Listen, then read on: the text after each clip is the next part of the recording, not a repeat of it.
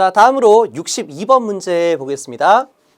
적분 시간이 4초고요. 비례 감도가 4가 되는 비례 적분 동작을 하는 제어 요소에서 동작 신호 ZT가 2T를 주어졌을 때 이 제어 요소의 조작량은 어떻게 될 것이냐.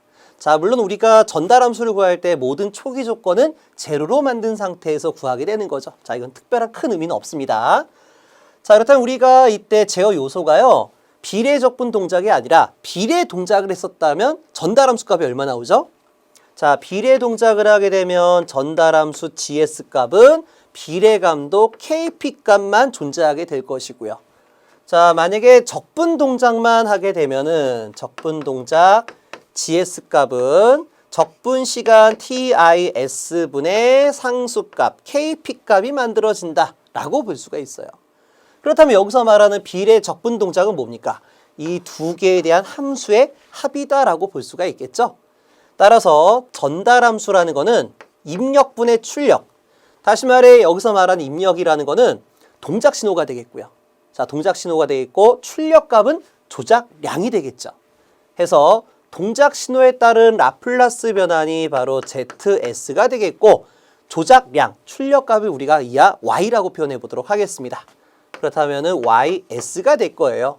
자, 그렇다면 이제 우리가 비례 요소는 KP 값이 되겠고요. 그 다음에 적분 요소는 TIS분의 KP 값이 되겠습니다. 자, 그렇다면 이제 여기서 GS 값을 옆으로 넘겨주고요.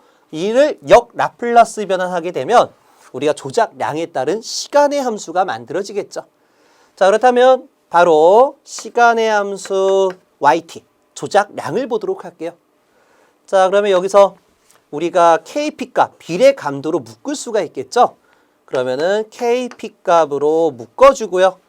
그리고 이제 ZS 값이 각각 이렇게 넘어가 주게 되니까 어떻게 됩니까?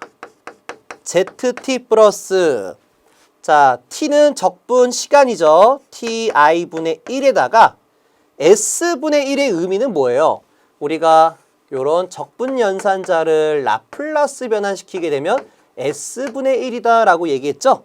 그러니까 여기서 말하는 S분의 1은 적분을 의미합니다. 그리고요. 자, 여기서 ZS 값이 요렇게 여기도 ZS, 요렇게 ZS를 각각 보내준 거니까요. 여기에 ZT를 적분한 것과 같다라고 표현할 수가 있을 것 같아요. 자, 그렇다면 여기서 비례 감도가 얼마예요? 비례 감도가 4가 되고요. 자, 그 다음에 ZT, 동작 신호가 ET가 되겠습니다. 그래서는 ET 플러스, 자, 적분 시간 4초라고 되어 있죠. 그러니까 4분의 1 인티그랄 ET의 DT가 될 것 같아요. 자, 그럼 이거 두 개 곱해주게 되면 그대로 8T가 되겠고요. 플러스 4분의 1에 ET를 시간에 대해서만 적분하면 되는 거예요. 자, 적분 공식 어떻게 됩니까? 자, 적분 공식 인티그랄 x의 n승에서 x에 대해서 적분해라 하게 되면, 자, 여기 x의 함수의 지수에다가 플러스 1을 해서 분모로 내리면 되겠죠. 그래서 n 플러스 1분의 1의 x의 n 플러스 1이다 라고 표현할 수가 있어요. 자, 그러니까 여기가 1승입니다. 1승. 1승이니까요. 여기다 플러스 1을 하게 되면 2가 되는 거 아닙니까? 그럼 2를 분모로 내리게 되면, 자, 이렇게 플러스한 거를 분모로 내리게 되면 2분의 2가 되는 거예요. 2분의 2가.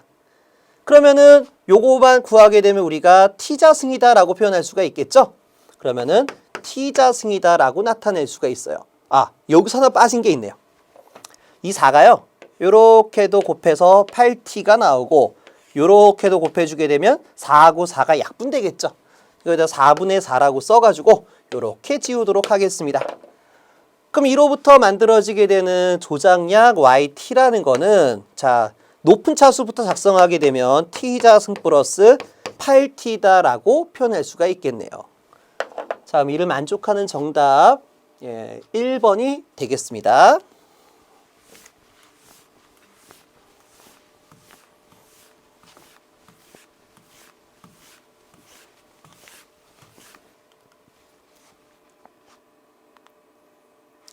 자, 다음으로 63번 문제입니다.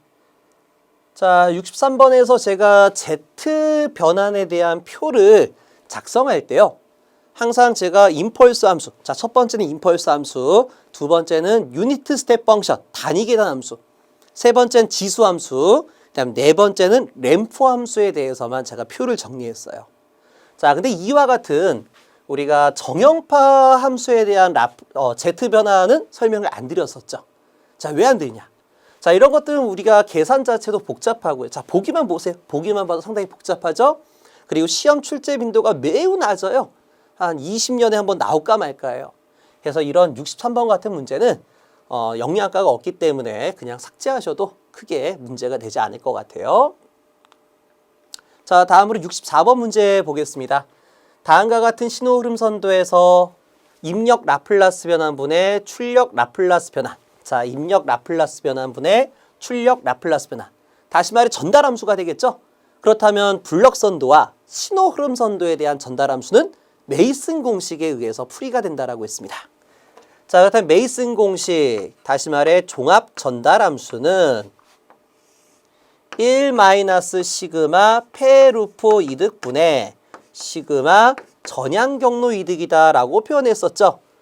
그렇다면 1 마이너스 시그마, 자, 페루프 이득에 대한 총합.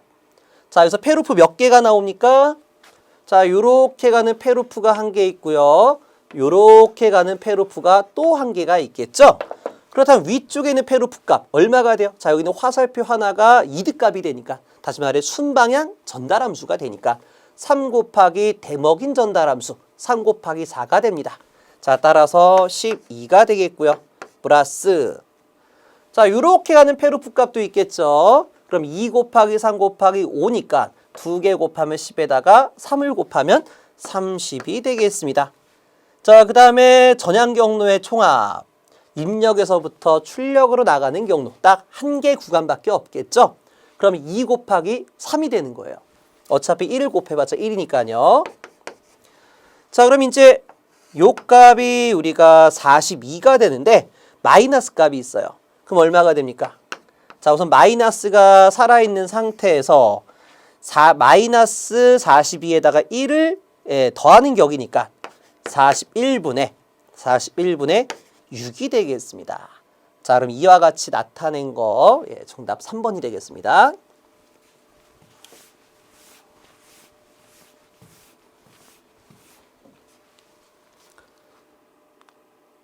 자, 다음으로 65번 문제 보겠습니다. 루스 후리비츠 방법으로 특성 방정식이 다음과 같을 때 시스템의 안정도를 판별하게 되면, 자, 우리가 안정도 판별법을 할 때 특성 방정식이 4차가 나오면 좀 불편하더라도 루스표를 작성하라고 그랬어요. 자, 그럼 루스표 한번 작성하겠습니다. 자, 여기서 우리가 최고차부터 상수항까지 차례대로 나열한다라고 했어요. 그래서 S의 4차, 3차, 2차, 1차, 상수항. 자, 이렇게 표기하고요. 여기 나와 있는 3차와 4차에다가 각 항에 있는 상수값을 차례대로 씁니다. 자, 이렇게요. 1, 2, 1, 4, 2. 이렇게 상수값이 돼 있죠? 그러니까 1, 2, 1, 4, 1, 4, 2. 자, 더 이상 없으면 0을 채워주시면 돼요. 자, 그러면 제가 4차 방정식에 따른 루스표를 쉽게 구하는 방법 어떻게 썼어요? 자, 여기가 0이 존재하게 되면 0 위에 있는 이 값을 0을 바운딩해서 대각선으로 내린 게 답이다. 자, 물론 이 루스표에 대한 공식들이 있는데 그 공식을 대입할 필요가 없어요. 왜? 0이 있으면 항상 똑같은 패턴이 만들어지거든요. 해서 여기 값이 2가 됩니다. 자, 물론 여기도 0이 있으니까 이 위에 있는 값이 0을 튕겨서 여기가 0이 나오겠죠. 그럼 여기도 마찬가지죠. 이 0을 바운딩 시켜서 여기가 0이 되는 거고요. 그럼 또 다시 한번 여기 있는 2가 0을 바운딩해서 대각선으로 내리게 되면 이렇게 2를 얻어낼 수가 있습니다. 자, 그렇다면 우리가 이 루스표에서 안정하기 위한 조건은 뭐였어요? 자, 루스표에서 수열의 제1열을 우리가 기준열이다라고 표현했었죠? 그래서 기준열이 모두 0보다 크게 되면 우리가 안정이다라고 얘기했고요. 0보다 같거나 작게 되면 불안정 상태라고 얘기했습니다. 자, 그렇다면 여기서 우리가 구해야 될 게 바로 여기에 있는 첫 번째와 두 번째에 대한 해가 되겠죠. 그러면 1번을 구할 때 우리가 어떻게 한다라고 했어요? 자, 1번 할 때 간단하게 구할 수 있는 방법. 자, 1번을 중심으로 윗놈의 마이너스. 자, 이렇게 위쪽에 마이너스를 작성하시고 1 위에 있는 4개의 수를 행렬로 잡습니다. 그래서 행렬로 잡으면 1, 2, 1, 4가 되겠죠. 자, 그럼 다시 한번 구해주게 되면 마이너스 2에 자, 디터미넌트 행렬식은 어떻게 구해요? 요렇게 교차한 것끼리 빼주면 되는 거죠. 해서 곱해주게 되면 4가 되고요. 요렇게 곱하면 2가 되겠습니다. 자, 그렇다면 얼마 나와요? 요 값은 마이너스 2분의 2가 돼서 마이너스 1값이 되겠죠. 자, 그러면 여기가 얼마? 1번에 해당하는 해가 마이너스 1이 돼요. 자, 그럼 제가 아까 뭐라고 그랬어요? 여기 나와 있는 수열의 제1열, 다시 말해 기준열이 모두 0보다 커야 안정이라고 그랬는데 여기 마이너스 값이 나왔습니다. 그럼 이 조건에 대해서는 무조건 불안정한 제어 시스템이다 라고 표현할 수가 있어요. 그래서 정답은 2번이 됩니다. 자, 근데 만약에 얘가 플러스였다. 그러면 2번식은 어떻게 구해요? 2번식도 마찬가지예요. 자, 윗놈의 마이너스. 그러니까 이렇게 항상 위쪽에 있는 부호 변환을 시켜주고 난 다음에 2번 위에 있는 이 4개를 행렬로 해서 풀면 되는 거예요. 같은 방법이에요. 그래서 이렇게 해서 모든 수가 플러스여야지만 안정 상태가 된다.